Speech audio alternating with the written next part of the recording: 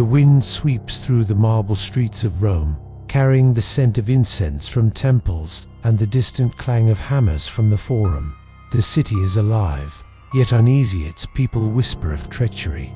Its senate halls echo with betrayal.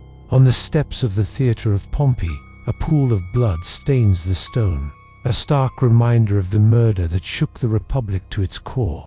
Julius Caesar is dead. In the shadow of this chaos, far from the city, a young man hears the news that will change his life. He is only 18, slender, unassuming, almost fragile in appearance, but his eyes are sharp, and behind them burns an ambition that no one yet sees. His name is Gaius Octavius. The world will soon know him as Augustus, Rome's first emperor, the architect of an age of peace that will outlast him by centuries. This is the story of how a teenager from a modest branch of Caesar's family rose through the storm of civil war to seize absolute power, not as a tyrant, but as a ruler who reshaped Rome itself. Part 1. From Octavian to Augustus, the rise of Rome's first emperor. In March of 44 BCE, Rome stood on a knife's edge. The assassination of Julius Caesar was intended to restore the Republic, but instead it plunged the city into uncertainty. The conspirators, led by Brutus and Cassius, underestimated the political earthquake they had triggered. Caesar was not just a man, he was a symbol, and symbols have a way of surviving death. Octavian was in Illyricum when the news reached him. Against the advice of his friends, who urged caution, he set sail for Italy. It was a dangerous move. Rome was a city seething with factions. Caesar's supporters, the assassins, and the opportunists who played both sides. But Octavian understood that hesitation could cost him everything. He arrived quietly, but not without purpose. His inheritance was more than just wealth. Caesar's will named him as adopted son and heir. In Roman law, this made him Caesar's legitimate offspring in every sense. The political capital was immense, but so was the danger. Mark Antony, one of Caesar's most powerful allies, viewed Octavian with suspicion. Antony was a seasoned soldier, charismatic, and already entrenched in Roman politics. Many thought the young Octavian would simply be swept aside. They were wrong. Octavian's first move was bold. He personally paid out the generous bequests Caesar had promised to the Roman people in his will. Antony, still struggling to consolidate his own position, had not done this. The gesture made Octavian instantly popular with the masses. It also won him the loyalty of many of Caesar's veterans, who saw in him a continuation of their fallen leader's cause. The Senate, meanwhile, was watching with interest. Octavian positioned himself as a champion of stability, aligning with those who sought to punish Caesar's assassins. This maneuver brought him into a temporary alliance with Antony, but it was a relationship built on necessity, not trust. By 43 BCE, the situation had escalated into open conflict. The Senate, led by Cicero, initially backed Octavian as a counterweight to Antony, but politics in Rome was a game of shifting sands. When the second triumvirate was formed between Octavian, Antony, and Lepidus, the Republic's fate was sealed. This was no loose alliance, it was an officially sanctioned three-man dictatorship with the power to rewrite laws, command armies, and dispose of enemies. And dispose of enemies they did. The prescriptions that followed were brutal. Lists of names, senators, equestrians, political opponents were posted publicly. Their property was confiscated, and they themselves were hunted down. Cicero, once Octavian's ally, found himself on the list. His death sent a chilling message. No one was safe from the political machine the triumvirs had created. In 42 BCE, Octavian and Antony led their armies east to confront Brutus and Cassius. The two battles of Philippi were decisive. Brutus and Cassius committed suicide, and the murderers of Caesar were no more. Yet victory brought new problems. With the common enemy gone, the alliance began to fray. Lepidus was gradually sidelined, leaving Octavian in control of the west and Antony in control of the east. For a time, the arrangement held, but Antony's affair with Cleopatra VII of Egypt became a political liability. Octavian seized the opportunity. He he launched a propaganda campaign portraying Antony as a traitor to Rome. Seduced by the luxuries of the East and plotting to place Cleopatra's children on the Roman throne, this campaign was brilliantly effective. By 32 BCE, the Senate and the Roman people were firmly on Octavian's side. War was inevitable. The confrontation came in 31 BCE at the naval battle of Actium. Octavian's admiral, Agrippa, executed a masterful strategy, and Antony's forces were routed. A year later, Antony and Cleopatra were dead, Egypt was annexed, and Octavian stood as the unchallenged master of Rome. But Octavian was careful. He knew the ghosts of kingship haunted Rome's memory. The title King Rex was toxic. The Roman people prided themselves on having overthrown their monarchy centuries earlier. Instead, in 27 BCE, Octavian presented himself as the restorer of the Republic. In a carefully staged gesture, he returned his powers to the Senate. The Senate, in turn, rewarded him with titles and authority unprecedented in Roman history. They named him Augustus, the revered one. They gave him imperium maius, supreme command over all Rome's provinces and armies. They granted him tribunician powers, allowing him to veto laws and protect the rights of citizens. In reality, Augustus held absolute power, but he wrapped it in the language and symbols of republican tradition. Rome, weary from decades of bloodshed, welcomed the stability. Augustus's reign marked the end of the Republic and the birth of the empire. But it was not an empire forged solely by conquest. It was built on reforms, diplomacy, and a vision of Rome as the eternal city, destined to rule a peaceful and prosperous world. As the first emperor, Augustus faced the immense task of reshaping the state. His challenge was to maintain the facade of republican governance while ensuring that no rival could threaten his position. This balancing act would define his rule, laying the foundations for the Pax Romana, the Roman peace that would endure for more than 2 centuries. In Part 2, we will see how Augustus transformed Rome from a fractured republic into a stable empire, reforming its politics, its economy, and its society. The boy who had once raced home to claim his inheritance was now the most powerful man in the world. But holding power in Rome was never easy, and keeping it would require all the cunning and vision he possessed.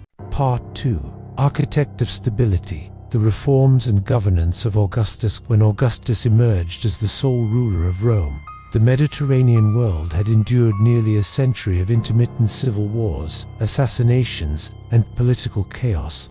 From the days of Marius and Sulla to the bitter rivalry of Caesar and Pompey, and finally to the brutal conflict between Antony and Octavian, Rome had been drenched in blood. Augustus understood that his survival depended not just on military strength, but on creating a system that would prevent future chaos. To do this, he would have to be more than a conqueror. He would have to be a political architect.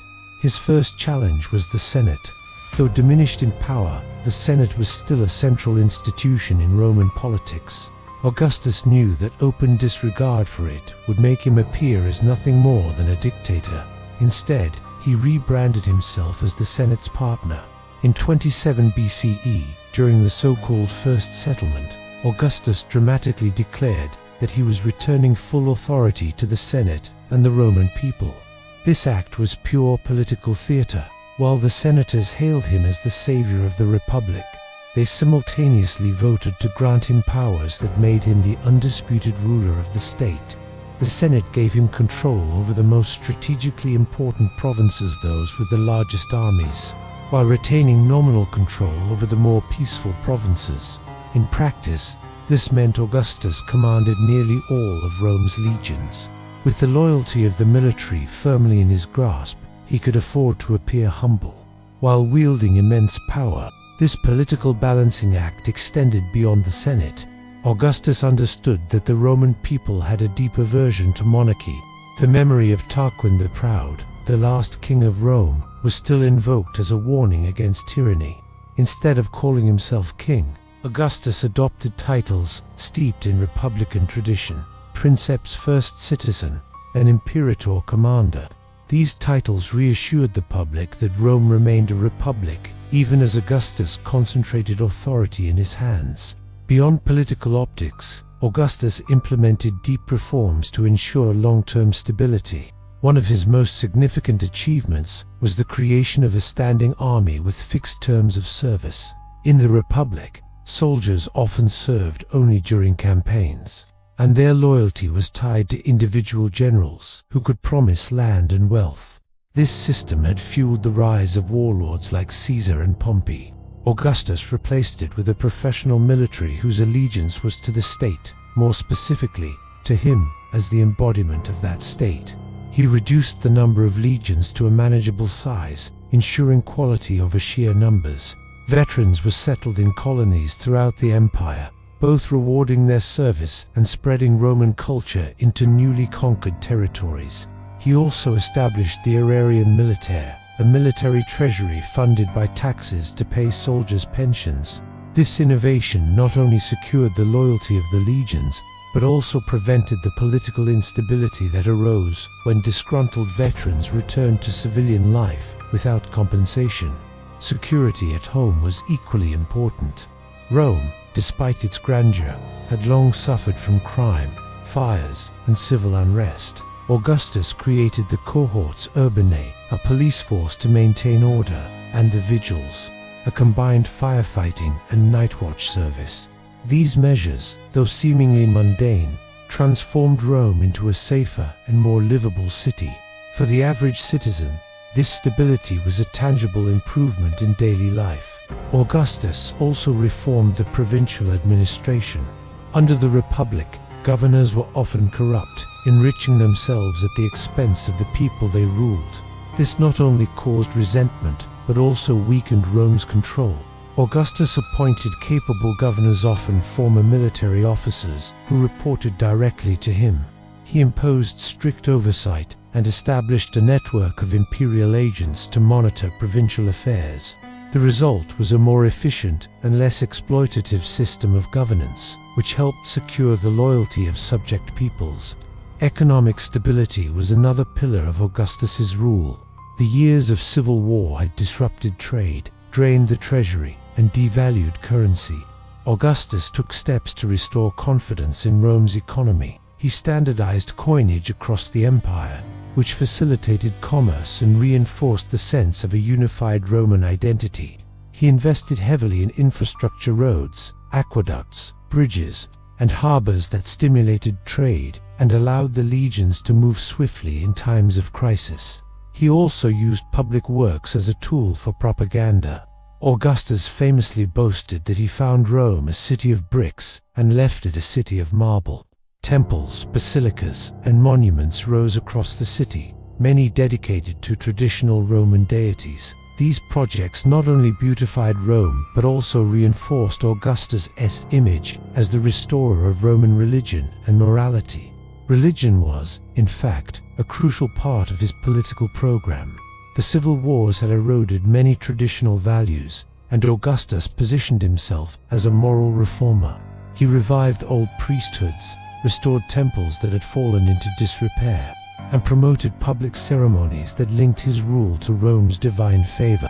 He even encouraged the cult of his own genius spirit in the provinces, laying the groundwork for the imperial cult that would later define Roman political life.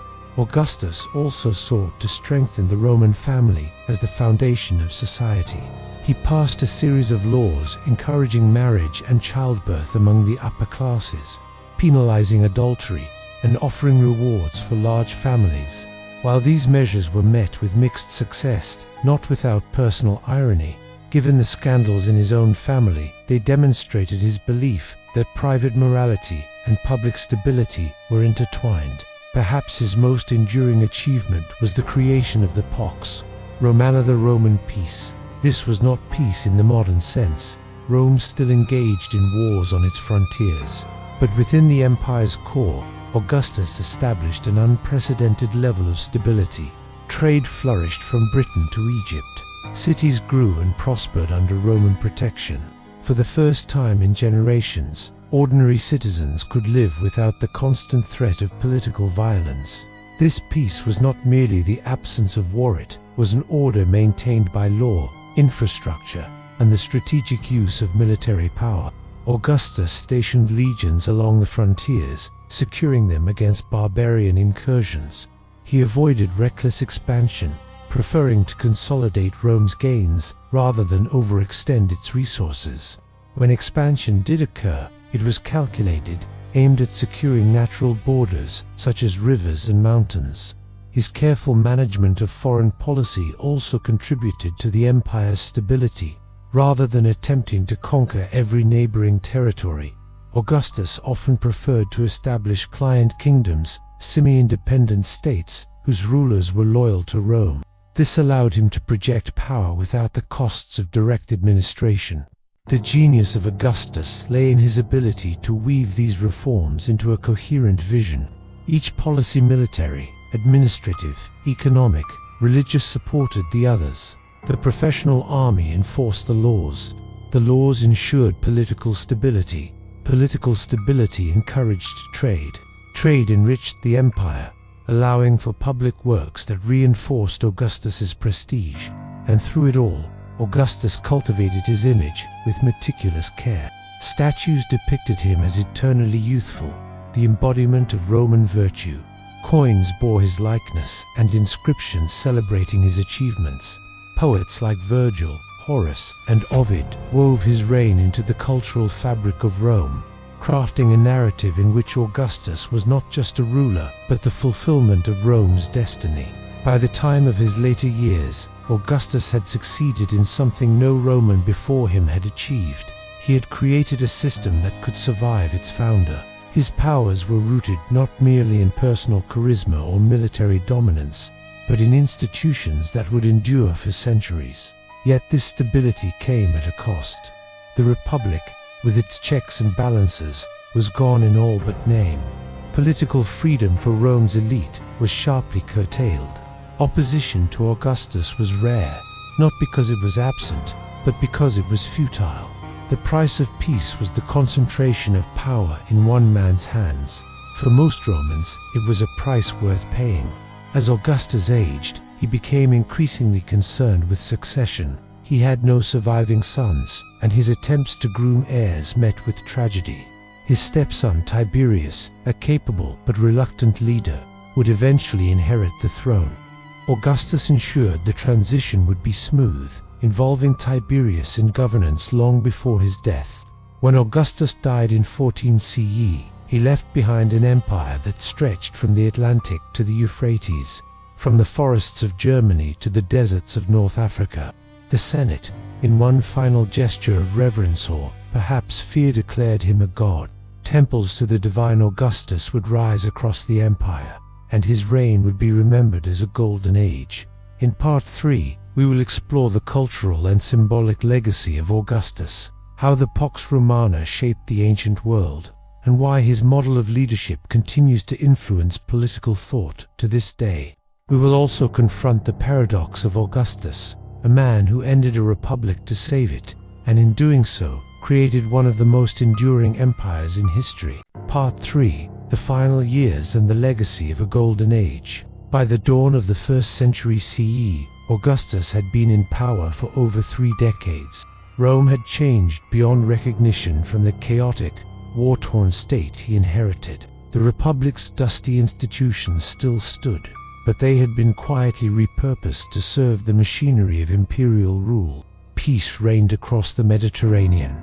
Trade routes bustled with merchants carrying silk from the east, grain from Egypt, and olive oil from Hispania. The empire's cities were alive with theaters, markets, temples, and forums.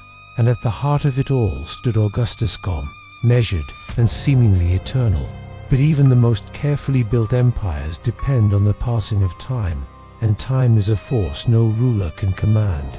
Augustus was in his 60s now, an old age for the era, and the question of succession loomed larger than ever. The stability of the Pax Romana depended on a seamless transfer of power. The civil wars of the late Republic had taught Rome the price of uncertainty. Augustus knew that if his death unleashed a scramble for control, the fragile peace could shatter overnight. His earlier plans for succession had been devastated by fate. His nephew Marcellus, whom many believed to be his favored heir, died young. His grandsons Gaius and Lucius, groomed for leadership, both perished in their 20s. Each loss was a personal tragedy, but also a political setback. The emperor had to look elsewhere, and reluctantly, he turned to his stepson Tiberius. Tiberius was a capable general with a record of military successes, but he was also dour, reserved, and unpopular with much of the Roman elite. Augustus had at times distanced himself from Tiberius, even sending him into a kind of political exile. But with no better alternative, he adopted Tiberius as his son and heir in 04 CE, ensuring that the imperial line would continue at least in name. To strengthen this choice, he arranged for Tiberius to adopt Germanicus, a charismatic young general beloved by the people, thus creating a layered succession plan. Even in his later years, Augustus remained active in governing. He continued to oversee legislation, provincial appointments, and the empire's finances. His moral reforms persisted, as did his patronage of the arts. Poets, historians, and architects still found favor in his court. The imagery of the Golden Age was reinforced at every opportunity. Public games, military triumphs, and religious festivals all reminded Romans that they lived under the most fortunate of rulers. Yet Augustus's later reign was not without its shadows. His moral laws, meant to restore traditional Roman values, sometimes alienated the very aristocrats he sought to guide. His own daughter, Julia, became a scandal in Roman society for her affairs, undermining his public campaign for virtue. Augustus was forced to exile her, a painful decision that blended the duties of a ruler with the sorrows of a father. Beyond Rome, the empire faced challenges that tested its strength. Revolts in the provinces required suppression. Frontier wars in Germania, Armenia, and along the Danube reminded everyone that peace was maintained only through the constant vigilance of the legions. The Teutoburg disaster still weighed heavily on the imperial conscience. Augustus became more cautious in his foreign policy, preferring consolidation over expansion in his final years. Despite these strains, the core of his achievement held firm. Roads linked distant provinces to the capital. Roman law brought order to diverse peoples. Cities flourished under stable governance. The Mediterranean truly was a Roman lake, and travelers could move from one end of the empire to the other under the protection of Rome's authority. As Augustus aged, his public appearances grew rarer, but when he did emerge, it was with the same deliberate dignity that had characterized his career. He understood better than anyone that the image of the emperor was as important as the reality of his rule. Even his declining health became a carefully managed matter, ensuring that Rome never saw its ruler as weak or frail. In 14 CE, while traveling in the southern Italian city of Nola, Augustus's long journey came to its end. Ancient historians tell us that in his final moments, he asked those gathered whether he had played his part well in the comedy of life, urging them to applaud if they thought he had. Whether the words are legend or truth, they captured the essence of a man who understood the theater of politics better than any of his contemporaries. His death was met not with chaos, but with a smooth transition to Tiberius's rule. This alone was a testament to Augustus's success. For the first time in centuries, Rome had seen the peaceful handover of supreme authority from one ruler to the next. The machinery of the empire continued to turn. The legions still stood watch along the borders, the Senate still convened, the markets still bustled, and the people still lived in the security of the Pax Romana. The legacy of Augustus is impossible to overstate. He had ended the cycle of civil wars that had nearly destroyed Rome. He had redefined the state, creating an imperial system that balanced centralized power with the traditions of the Republic. He had reshaped the city itself, making it a monument to Roman grandeur, and through his careful governance, he had set in motion an era of stability that would endure for 2 centuries. Historians often debate whether Augustus was a benevolent reformer or a cunning autocrat. The truth is that he was both. His power was absolute, but he wielded it with an awareness of Rome's history and the temperament of its people. He understood that raw force could win a throne, but only legitimacy could keep it. By cloaking monarchy in the garments of the Republic, he made the empire acceptable, even desirable, to a people proud of their republican past. The Pax Romana, the Roman peace, was not perfect. It rested on military dominance and strict control. It excluded dissent and punished rebellion, but it also brought prosperity, cultural flourishing, and relative safety to millions. In the ancient world, such an achievement was nothing short of extraordinary. Centuries later, when Rome faced decline and division, Romans would look back to the age of Augustus as the high point of their civilization, a time when the empire's borders were secure, its cities prosperous, and its ruler wise and capable. Poets, chroniclers, and emperors alike would try to recapture the spirit of that first golden age, but none would quite match the man who had made it possible. In the end, Augustus's greatest triumph was not a single battle or a grand building, but the system he left behind, a political and cultural order that could survive its founder. His life's work had turned a fractured republic into the most powerful empire the world had yet seen, and it would be centuries before that empire's glory faded into history. Closing the eternal stage, picture Rome at sunset on the day news of Augustus's death reaches the city. The golden light catches the marble columns of the Forum. Senators in white togas walk beneath porticos. He restored merchants call out their wares in the crowded markets. Children play in the shadow of temples dedicated to gods and to the emperor himself. Life moves on, unshaken.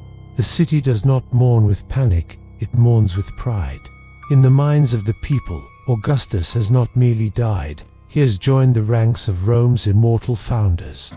Just as Romulus gave birth to the city, Augustus gave birth to its empire. His name will be carved into monuments, echoed in poetry, and remembered whenever peace is spoken of as a prize worth winning. The curtain falls on his life, but the stage he built remains, its players changing with the ages.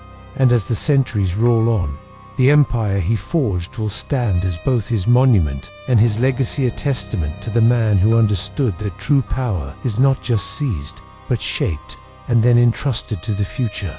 Until next time, stay safe and see you in the next history videos.